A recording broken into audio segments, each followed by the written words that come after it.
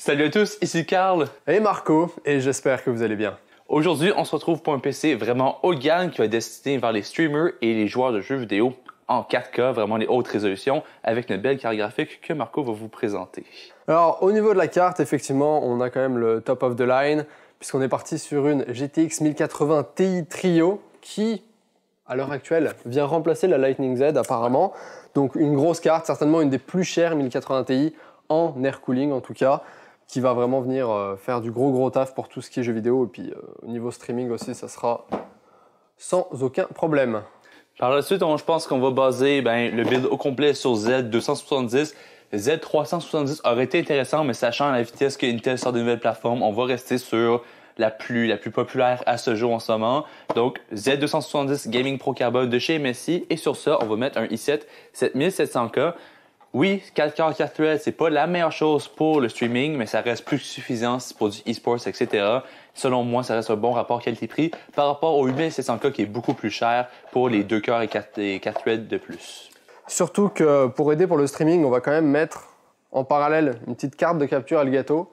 Si jamais vous voulez capturer vos jeux vidéo avec ça, votre écran ou même une caméra externe, etc., ça va un peu décharger la charge du processeur pour l'encodage et vous assurer une excellente qualité au niveau du streaming et de la capture. Donc on part là-dessus. Et au niveau de la RAM, tiens, pendant qu'on est là, de la Vengeance LED, blanche. 16 GB de RAM. Simple. On a pris 16 GB de RAM, on aurait pu aller vers 32, mais considérant le prix actuel, je pense que ça va suffire. Considérant que vous avez 8 GB de RAM pour votre CSGO par exemple, et un autre 8 GB de RAM pour le multitâche, l'application streaming, je pense que ça devrait être suffisant pour la majorité des personnes. Ouais, c'est clair que vu le prix, 32 Go c'était peut-être un petit peu trop gourmand en termes de budget. Ok, concernant le stockage, on va partir sur un petit HyperX Savage, donc SSD de 480 Go.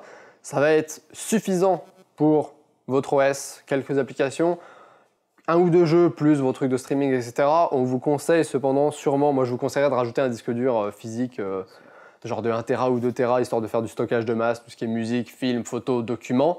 Mais par exemple, si au début vous deviez commencer avec quelque chose, vous pouvez juste mettre un SSD de 480 Go pour mettre 2-3 jeux, ceux que vous allez streamer, votre application OBS XSplit, puis votre OS, puis ça sera bien correct. Exactement. Mais quand même, genre, pensez à rajouter un disque dur pas très longtemps après, parce que sinon vous allez... Les jeux comme à 70 ouais, GB, ça fait mal. Ça fait mal.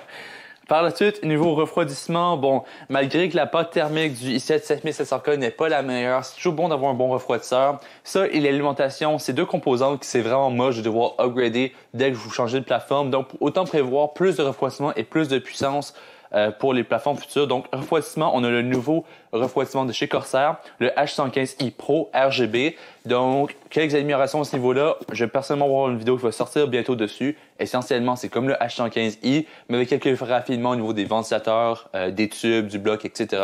Donc voilà, ça devrait amplement suffire pour le petit, entre guillemets, processeur qu'on a. Et tant qu'avoir mentionné l'alimentation, 700 watts, la Be Quiet Straight Power 10. Oui, la nouvelle version, elle va sortir bientôt de la part de chez Be Quiet, comme on a vu au CES, mais bon. Bonne alimentation, silencieuse, semi-modulaire. On n'a que le 24 pins qui sert d'alimentation. Donc, de toute façon, dans tous les cas, on s'en sert du 24 pins. Puis, silencieuse, 700 watts. plus gold. Ouais, clairement. Ouais, clairement. Une alimentation que vous pouvez garder pour vos futurs builds. Si jamais un jour vous upgradez celui-là dans 4-5 ans, vous pouvez toujours garder cette ali, mais à mon avis, elle sera toujours d'actualité, quoi. Puis pour aller en concordance avec l'alimentation de Be Quiet, on s'est dit qu'on allait partir sur le très bon boîtier quand même, PureBase 600 de chez Be Quiet, avec le petit dragon qui casse la gueule. Donc un boîtier moi je le trouve très aéré. Au niveau, il y a un flux d'air qui est excellent dans ce boîtier, et genre les pièces vont être très bien refroidies. En plus, la vitre en verre trempé fait qu'il est quand même assez bon. On va voir tous nos bons composants, notamment la carte graphique qui a un petit éclairage RGB. Il y en a un petit peu sur la carte mère aussi. Après, c'est peut-être pas le meilleur boîtier au niveau des cut-out et du montage, parce qu'ils sont un petit peu... c'est un peu restreint. Ouais, c'est un petit peu restreint, mais ça reste quand même un bon boîtier pour le prix. Ouais. Je pense qu'il vaut 90... non, dans les 90 $. 90 $ ou 80... Ouais, quelque chose comme ça. Donc voilà, on va partir là-dessus. Avec nos tournevis. Ouais. Puis... Et nos caméras. Let's go!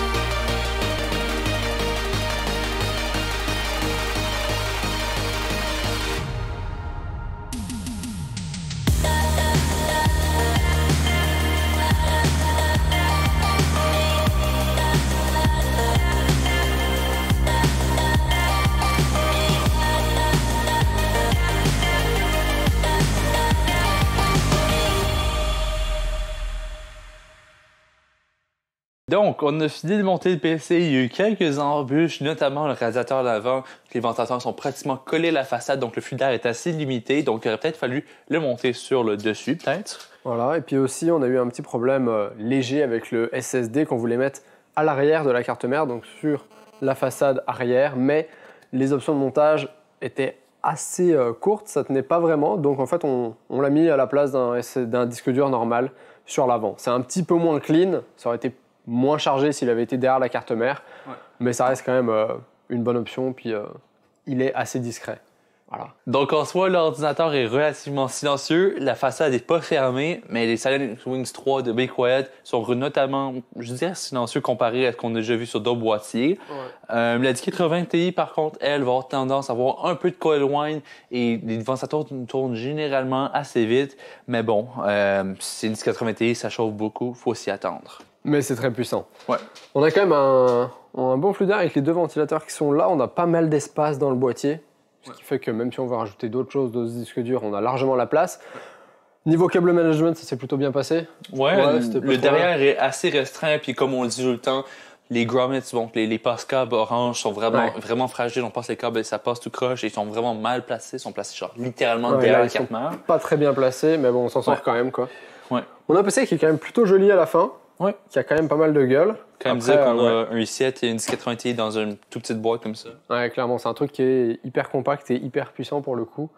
Et pour le streaming et pour le jeu, ça sera définitivement un monstre. Définitivement. Voilà. Donc, évidemment, carte de capture Elgato, très peu de latence, donc BS, XPIT, etc.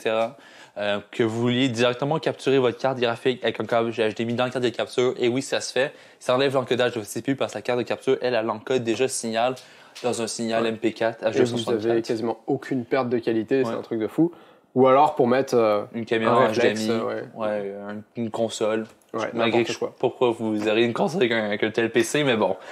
Donc voilà, je pense que ça fait pas mal le tour. Nous, on va joyeusement démolir le PC malgré qu'on a tout monté. Productivité 101. Mais voilà, allez voir la chaîne de Marco si vous ne le connaissez pas déjà, malgré que ça ferait pas de sens. Puis allez voir la chaîne de Carl si vous la connaissez pas déjà. Ça ne ferait pas de sens non plus, parce que vous êtes sur la chaîne de Carl. Donc voilà, merci d'avoir écouté. Laissez-nous savoir dans les commentaires qu'est-ce que vous auriez fait de différent dans cette config. Peut-être des suggestions avec les nouvelles plateformes qui vont sortir en 2018 parce que oui, on a plein de rumeurs par rapport à AMD et Intel. Ils vont sortir de nouvelles plateformes autour du Computex. Donc je suis curieux de voir. Ryzen 2 et une nouvelle plateforme aussi. Je pense que chez Intel. Ça va faire genre 3 plateformes en un an. Mais bref, sujet pour l'année qui vient. L'année qui vient et dans une autre On va avoir vidéo. beaucoup à débattre. Oui. Voilà. Donc voilà, merci d'avoir écouté. Laissez un like et à la prochaine. Ciao tout le monde.